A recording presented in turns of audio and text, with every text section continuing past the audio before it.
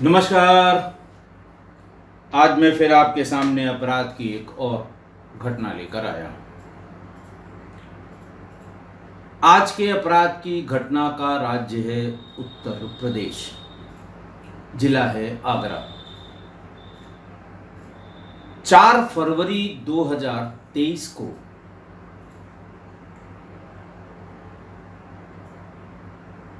एक लड़की जो रामबाग स्थित प्रिया हॉस्पिटल में स्टाफ नर्स थी, वो अचानक हॉस्पिटल ड्यूटी से गायब हो गई। रहने वाली वो लोहिया नगर की थी, आगरा में ही। घर वालों ने उसे तमाम ढूंढने की कोशिश की और जब उसका पता नहीं लगा तो 8 फरवरी 2023 को थाने पर जाकर उन लोगों ने यानी घर वालों ने लड़की की गुमशुदगी लिखवा दी। लड़की का नाम था प्रेमलता उर्फ पिंकी। हॉस्पिटल वाले भी परेशान थे और ये बात समझ में नहीं आ रही थी कि आखिरकार वो कहाँ चली गई।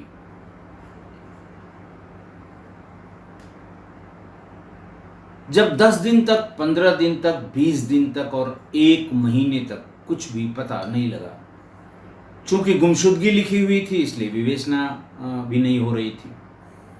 वकीलों ने राय दी कि तुम लोग थाने पर जाकर और ये कहो कि साहब बहुत दिन हो गए हैं, इसकी FIR कराई जाए और FIR अपहरण की धाराओं में दर्ज की जाए। पुलिस आनाकानी करेगी, लेकिन जब तक FIR नहीं होगी पुलिस हाथ पैर नहीं चलाएगी। यही एक सामान्य अवधारणा भी है। गुमशुदगी लिखवा दी, लोग परेशान हैं, रोज सुबह शाम चक्कर लगा रहे हैं।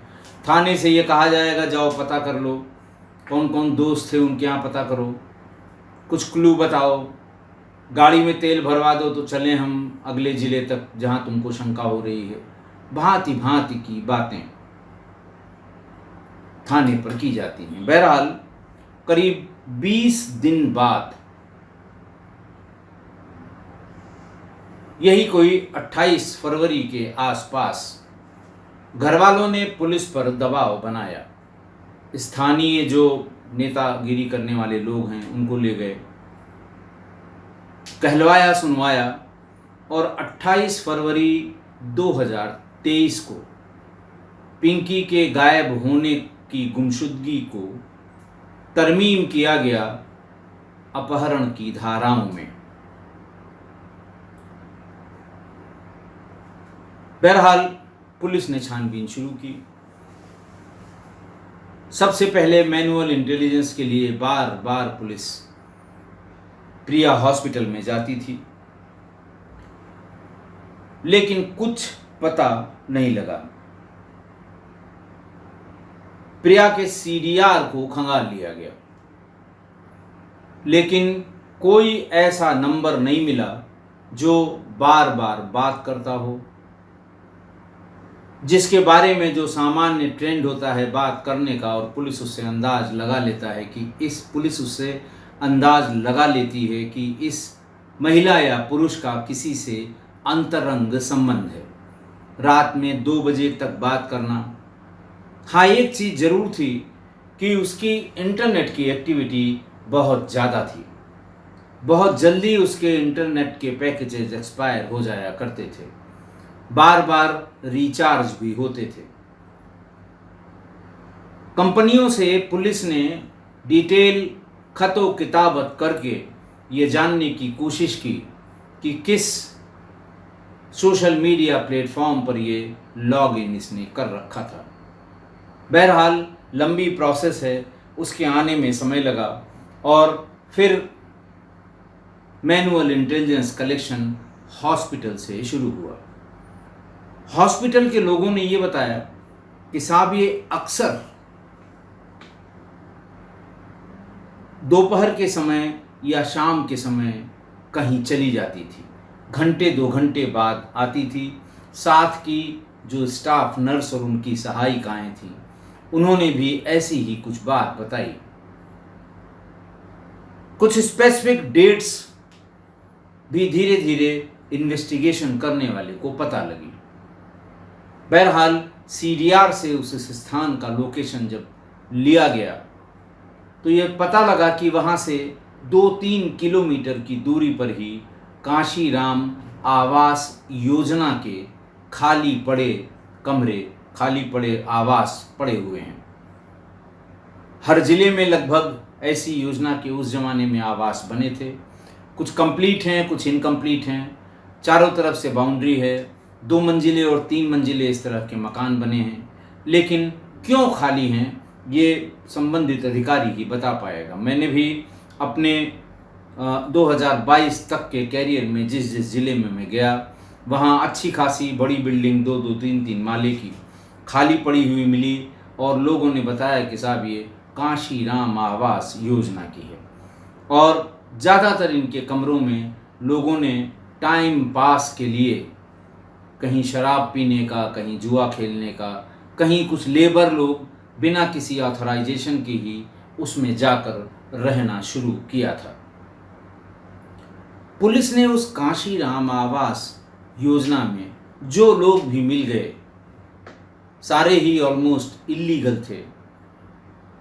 उनसे जानने की कोशिश की कि क्या ये लड़की या ये महिला जो स्टाफ नर्स में थी वो यहाँ आया करती थी। काफ़ी पूछताछ के बाद ये तय पाया गया कि कभी कभार हफ्ते में 2-3 दिन 2 दिन वो यहाँ आती थी। लोगों ने बताया कि एक सेकंड फ्लोर पर एक आवास, एक फ्लैट है इसी योजना का जिसमें ताला बंद है और अक्सर उसी में वो आया करती थी। पुलिस उस आवास तक पहुंची, उसके ताले को तोड़ा गया। भीतर एक अदद गद्दा चद्दर और कुछ खाने पीने के सामान, कुछ वो कोल्ड ड्रिंक्स की बॉटल्स और तमाम जैसे गंदगी चारों तरफ फैली हुई है। कभी सफाई करने की कोशिश नहीं की गई, लेकिन उसमें रिहाइश ज़रूर होती रही है। धूल गर्दे से ये पता लगा कि पिछले 3-4 महीनों से ये इस्तेमाल नहीं हुआ है। पुलिस को इसी में कुछ कागज के टुकड़े मिले और ये कागज के टुकड़े और अखबार के टुकड़े जिसमें कभी कभार कोई सामान पैक करके लाया गया है वो हाथरस के निकले। तो पुलिस ने ऐसे नंबर्स जो कभी 1-2 कॉल जिसमें फंसी हो और जिसकी लोकेशन हाथरस आ रही हो उनको पॉइंट करना शुरू किया, उनको छांटना शुरू किया और धीरे धीरे एक नंबर पर उन्होंने ज़ीरो इन किया।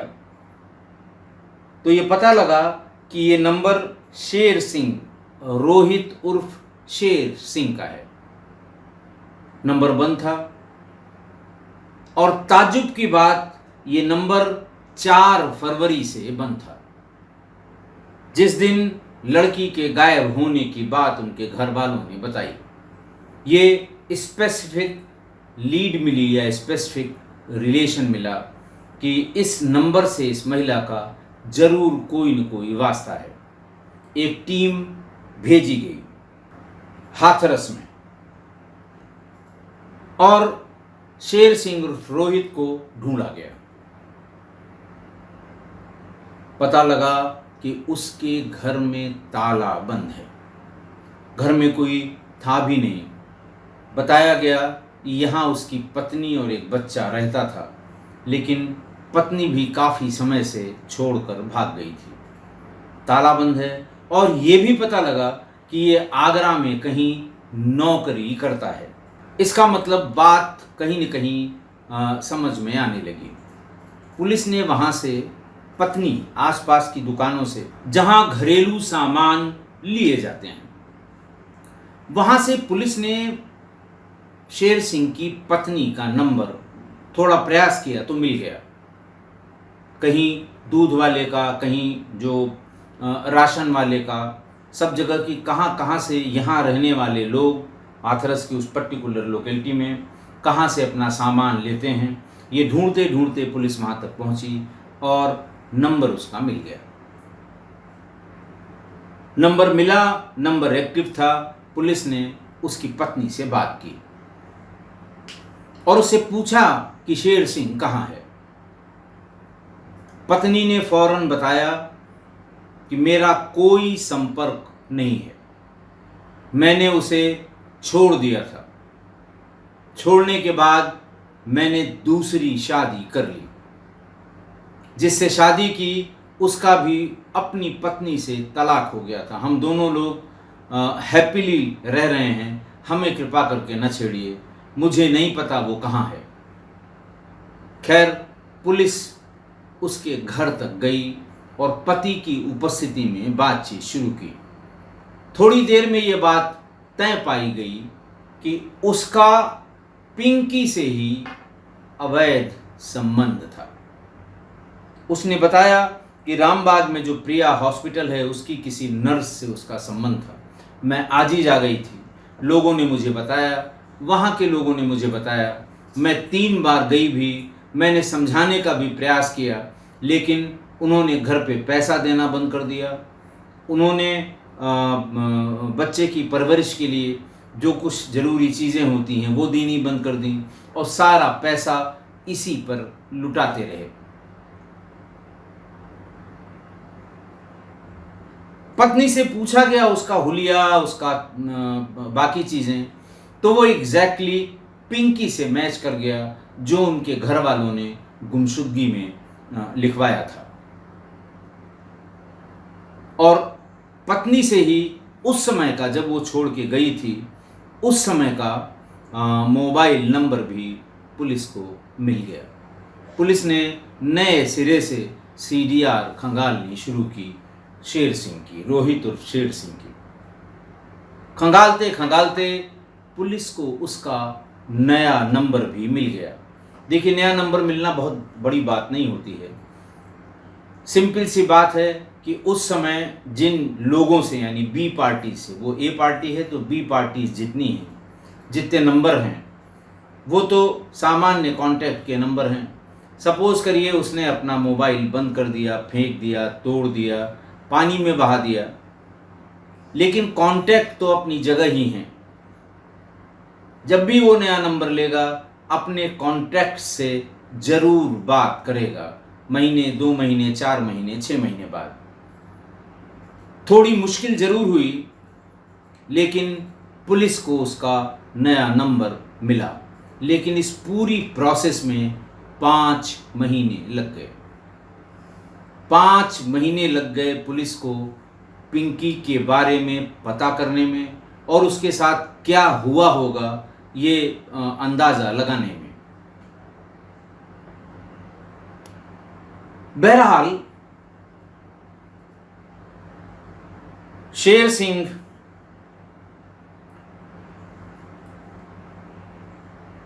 का लोकेशन पता करते करते अचानक उसने वो सेकंड मोबाइल जो उसने नया लिया था वो भी बंद हो गया, यानी उसका सिम भी बंद हो गया। पुलिस ने जब उसको जब वो बंद हुआ था उसके पहले के सीडीआर्स के नंबर खंगालने शुरू किए तो पता लगा कि एक और नंबर नया मिला है जो पिछले 1-1.5 महीने से उससे लगातार कांटेक्ट में है, जो कि चल रहा है। पुलिस ने बिना समय गंवाए उस मोबाइल को फिजिकली ट्रैक किया। वो एक महिला का नंबर था। महिला से पूछा गया कि ये शेर सिंह और रोहित तुमसे इतनी लंबी लंबी बातें कैसे होती हैं। बहुत समय नहीं लगा, हरियाणा पुलिस ने साथ दिया। थोड़ी देर में वो महिला टूट गई और महिला ने बताया कि मेरे उनके संबंध हैं, हम लोग जल्दी ही शादी करने वाले हैं। शादी की डेट वेट भी कुछ निकल गई है और बस सब लोगों को इकट्ठा करके हम लोग यहीं पर कहीं शादी करेंगे। ये पूछने पर कि कहाँ गया है, उसने कहा किसी फैक्ट्री में काम करता है, शाम तक वो घर पर आ जाएगा। पुलिस ने शाम तक का इंतज़ार किया और फिर सोनीपत से ही उसको गिरफ्तार कर लिया गया। गिरफ्तार करके उसे वापस आगरा ले आया गया। कमला नगर थाने में पूछताछ शुरू हुई। पूछताछ में उसने फिर, जब पुलिस वहाँ तक पहुँची गई, 5 महीने बाद पहुँची, तो उसे समझ में आ गया कि पुलिस के पास जरूर कुछ न कुछ होगा, मेरे पास छिपाने के लिए कुछ नहीं है। इसलिए उसने सीधे सीधे बताना शुरू किया। उसने कहा कि वो प्रिया हॉस्पिटल के पास के ही एक होटल में काम करता है। आते जाते पिंकी से उसकी मुलाकात हो गई। वो नर्स थी। हम लोग मिलने जुलने लगे। मुझे प्रिया की एक कमजोरी का पता लग गया कि प्रिया पैसे की बहुत लालची है। मैंने फौरन उसे गिफ्ट देने शुरू किए। चूंकि उसने साफ मना कर रखा था कि हॉस्पिटल में कभी मत आना, अगर तुम आओगे तो लोग पहचानेंगे, पहचान के फिर तुम्हारे बारे में मेरे घर वालों को बताएंगे, हमारा तुम्हारा मिलना जुलना बंद हो जाएगा। लिहाजा वो लोग वहाँ से वही 2 किलोमीटर दूर काशीराम योजना के खाली पड़े फ्लैट्स में एक फ्लैट में अपने मित्र के माध्यम से ताला बंद कर दिया। एक अदद गद्दा, चद्दर और तकिया वहाँ रख दिया। पानी पीने की कुछ बॉटल्स वहाँ पे रख दी कि कभी अगर जाना हो तो नीचे से पानी ला के उसमें रखा जा सके। और फिर रेगुलर वो उसी काशीराम आवास योजना के फ्लैट्स में मिलते रहे। धीरे धीरे पिंकी ने दबाव बनाना शुरू किया। लगभग आधी सैलरी अपनी, जो भी वो अपने काम काज से इकट्ठा करता था, वो पिंकी ले लेती थी। फिर उसने इस पर दबाव बनाकर पोस्ट ऑफिस में अपने नाम से एक खाता खुलवाया और उसमें 50,000 रुपए जमा करा दिए। धीरे धीरे ये बिल्कुल कंगाली की हालत में पहुंच गया। उसने ये बताया कि इसी बीच में उसकी पत्नी को भी इस बात की जानकारी हो गई कि प्रिया हॉस्पिटल के किसी नर्स से या किसी महिला कर्मचारी से इसके संबंध हो गए, क्योंकि प्रिया कभी भी मुझे अपने घर हाथरस नहीं जाने देती थी। जब भी मैं जाने की बात करता था, वो कोई न कोई बहाना ऐसा बना देती थी कि मेरा वहाँ जाना रुक जाए, मैं वहाँ जा न सकूं। लेकिन मैं धीरे धीरे परेशान होने लगा। बिल्कुल उसने ऐसे चक्करों में बांध रखा था कि मैं उससे आज़ाद नहीं हो पा रहा था। गांव से भी ये खबर आ गई कि पत्नी ने घर में ताला बंद कर दिया और चली गई।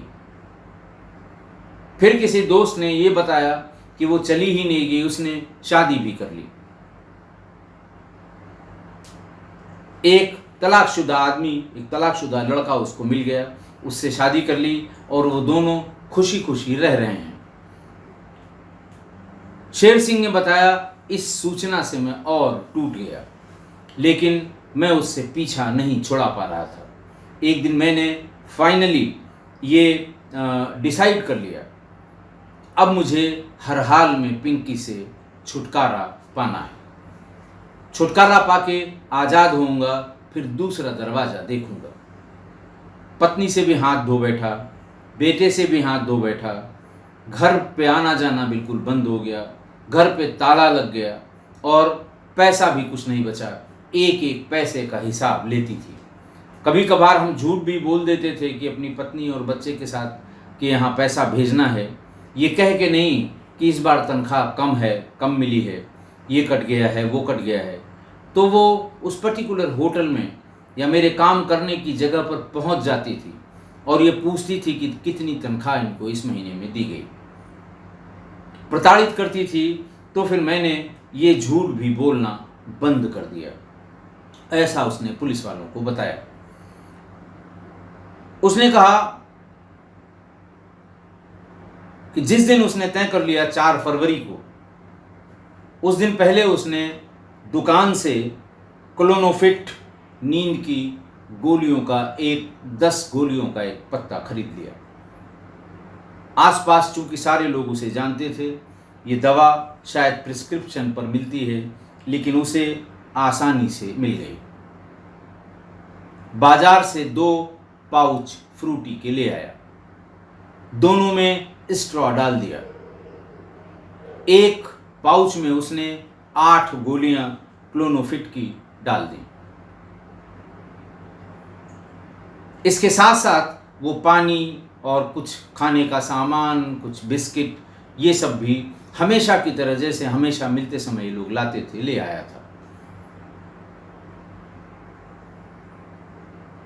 बताए गई टाइम पर पिंकी आ गई।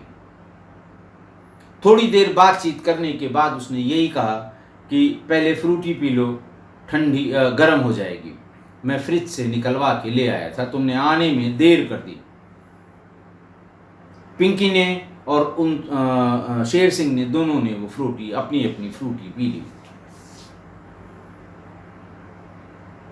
उसने ये भी बताया कि कहीं बदल न जाए या पिंकी उसको बदल न दे, तो दोनों स्ट्रॉ में एक स्ट्रॉ तो जो नेचुरली बेंड होता है उसको ज़्यादा बेंड कर दिया था, जिसमें उसने पीस के क्लोनोफिट की गोलियां डाली थी, और दूसरे स्ट्रॉ को उसने बिल्कुल सीधा कर लिया था, ताकि गलती से या गलतफहमी से या जानबूझकर अगर वो बदल दिया गया हो तो उसे जानकारी हो जाए। लेकिन सब कुछ प्लान के मुताबिक हुआ। उसने जो मुड़ी स्ट्रॉ वाली फ्रूटी है उसी से फ्रूटी पी, और बहुत टाइम नहीं लगा। नींद की गोलियां थीं, 8 गोलियां थीं, तेज गोलियां थीं, लिहाजा थोड़ी देर में ही वो गिर पड़ी। उसके अच्छी तरह बेहोश होने की का इंतज़ार किया, और जब लगा कि वो अच्छी तरह बेहोश हो गई है तो उसका गला दबाकर उसे मार डाला। पिंकी का मोबाइल उसने टुकड़े टुकड़े कर दिया, और मोटरसाइकिल से वहाँ से रामबाग के आगे यमुना नदी में बीच पुल पर जाकर उसे फेंक दिया, ताकि इसकी रिकवरी कभी न हो सके। उसके बाद वापस आया और वहाँ से शव को ठिकाने लगाने के लिए एक साइकिल और फावड़ा खरीदा। उसने फाउंड्री नगर चौकी के फैक्ट्री के नाले के पास झाड़ियों में साइकिल से गया, और वहाँ एक अच्छा लंबा चौड़ा गड्ढा करीब 4 घंटे में खोद दिया। चारों तरफ से झाड़ियाँ थीं और नाले के किनारे की थीं, लोगों का आवागमन बिल्कुल नहीं था, लिहाजा उसे इस गड्ढे को खोदने में कोई अड़चन नहीं आई। शाम के ढलने का इंतज़ार किया, और रात होने पर पिंकी की बॉडी को कंबल और बेडशीट में लपेटकर और उसकी गठरी बनाकर साइकिल के पीछे कैरियर में उसे बांधकर वहाँ से ले गया, और जहाँ उसने गड्ढा खोदा था वहाँ इत्मीनान से उसके शव को फेंककर और ऊपर से अच्छी तरह से मिट्टी डाल दी। दूर से ये जगह समतल न लगे, इसलिए झाड़ियों में टहनियाँ काट काट के, हरी टहनियाँ काट के उसके पूरे ऊपर लगा दी। ताज़ी मिट्टी के ऊपर उसे खोस दिया, ताकि वो बाकी जंगल की तरह ही कम से कम 2-4 दिन तो हरा भरा दिखाई पड़े। फावड़े को वहीं थोड़ी दूर आगे जाकर और घनी झाड़ियों में फेंक दिया, और साइकिल अपने भाई को दे दी। उसकी ये कथा सुनकर सब हैरान रह गए। पूरी पुलिस टीम ने उसको अपने साथ लिया और उसकी बताई हुई जगह पर गड्ढे की खुदाई की।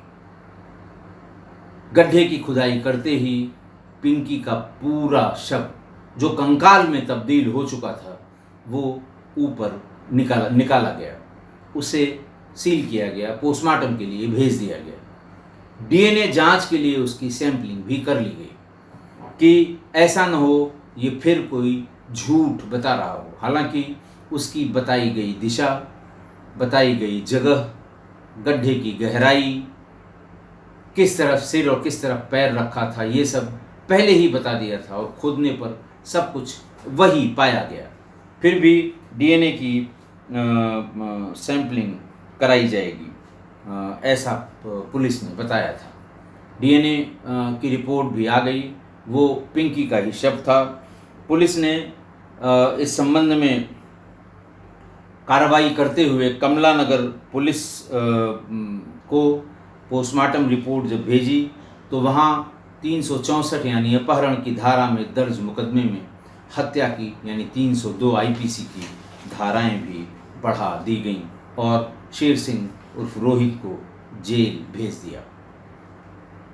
आज की घटना देखिए, एक चीज़ जो हमारे किस्सा कोई परिवार में यंगस्टर्स हैं, लड़के हों या लड़कियां हों, उनको पता होगा, पुराने लोगों को कम पता होगा या नहीं पता होगा। आजकल बातचीत में एक शब्द बहुत प्रचलन में है, लड़के लड़की, प्रेमी प्रेमिका या ऐसे दो लोग जो आपस में पर्सनल बातें कर रहे हैं, संबंध चाहे जो हों, टाइम पास। जो एक दूसरे से नाराजगी में व्हाट्सएप की चैट डिटेल्स, स्क्रीनशॉट शेयर की जाती हैं फेसबुक पर और फलाने पे ठिकाने पे, गौर से देखिएगा। गुस्से में लिखे गए ये मैसेज, उसमें टाइम पास शब्द का ज़रूर जिक्र होगा कि तुमने मुझे टाइम पास समझा या तुम मुझे टाइम पास समझते रहे या मुझको टाइम पास समझ रखा है क्या। ज़्यादातर लड़कियां इसको यूज़ करती हैं और कभी कभी लड़का इम्प्रेस करने के लिए, तुमको क्या लगता है कि मैं तुम्हें टाइम पास समझता हूँ, इस तरह की बातें। बट ये शब्द ये बार बार रिपीट हो रहा है पिछले कुछ दिनों से, पिछले कुछ सालों से कह लीजिए, दो यंगस्टर्स के बीच में, लड़का लड़की के बीच में। आज की घटना में भी यही हुआ। 2 साल से टाइम पास चल रहा था। देखिए, टाइम पास और लिव इन रिलेशन में बड़ा अंतर है।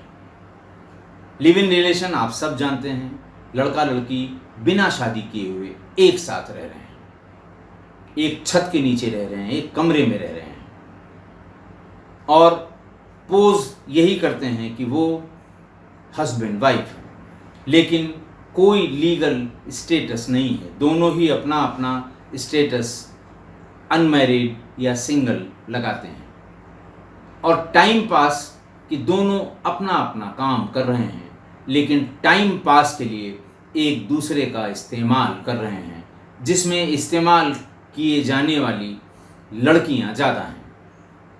जानती भी हैं कहीं कहीं वो कि ये टाइम पास के लिए मुझसे बात करता है या मुझसे संबंध बनाता है या मुझे मार्केट ले जाता है मार्केटिंग कराने के लिए, लेकिन फिर भी वो टाइम पास का सब्जेक्ट बनी रहती हैं। तो इस आज की घटना में भी यही टाइम पास चलता रहा 2 साल से और पिंकी इसका फ़ायदा उठाती रही। पत्नी को जब ये पता लगा, उसने कोशिश की ऐसा रोकने के लिए। जब ये नहीं माना शेर सिंह, तो उसने भी बच्चा अपना लिया और वो वहाँ से चली गई। उसने भी अपनी दूसरी शादी कर ली। पता इसको भी लग गया, शेर सिंह को भी, कि मेरी पत्नी चली गई और उसने दूसरी शादी कर ली। पर शेर सिंह शादी में बहुत इंटरेस्टेड नहीं था। पिंकी उस पर शादी करने का दबाव बना रही थी और दबाव बनाते बनाते उसकी जेब खाली कर रही थी। यहीं पर शेर सिंह को ये लगा कि पीछा छुड़ाओ और दूसरा दरवाज़ा देखो, कब तक इसे ढोएंगे। बहुत पैसा खा गई, पत्नी भी चली गई। उसने डिसाइड कर लिया और जब 4-5 महीने तक किसी को शक नहीं हुआ, पुलिस ने कभी पूछा नहीं, कोई फ़ोन नहीं आया, किसी ने जानकारी लेने का प्रयास भी नहीं किया, तो उसने वास्तव में दूसरा दरवाज़ा देख लिया। एक लड़की से उसके पानीपत में संबंध हो गए और इसी लड़की के चक्कर में पुलिस को उसका लोकेशन भी मिल गया। मैं परिवार के लोगों से यही कहूँगा कि उनके घर में यंगस्टर्स, यंग लड़का लड़की हो, उनसे बिठा के मित्रवत बात करें, जानने का प्रयास करें कि उनके जो मित्र हैं, उनके जो दोस्त हैं, जिनसे उनकी अंतरंगता है, कहीं वो जो उनके संबंध हैं वो टाइम पास की कैटेगरी के तो नहीं हैं। लिव इन होंगे तो सबको पता लग जाएगा, लेकिन अगर टाइम पास के कैटेगरी में उनके ये संबंध हैं तो 2, 4, 6 महीने तो चलिए ये कह सकते हैं कि साहब एक दूसरे को समझने की कोशिश कर रहे हैं, हम शादी करने वाले हैं। लेकिन अगर समय लंबा हो रहा है तो अपने आप को लड़कियां और महिलाएं खासकर ऐसे टाइम पास से दूर कर लें, अपने आप को दूर कर लें, हट जाएं उससे, क्योंकि नुकसान 90% टाइम पास की टारगेट ऐसी लड़कियां और महिलाएं ही होती हैं। मैं ये बात बार बार तमाम ऐसी घटनाओं में जिसमें ऐसे टाइम पास में महिलाओं की जान गई है, ऐसे लिव इन में जिसमें महिलाओं की जान गई है, टारगेट महिलाएं ही होती हैं। इसलिए कृपा करके इस तरह के टाइम पास संबंधों से जल्दी अपने आप को अलग कर लें, वरना नुकसान आपका ही होगा। आशा है आप मेरी इस बात से सहमत होंगे। आज के लिए इतना ही। बहुत बहुत धन्यवाद।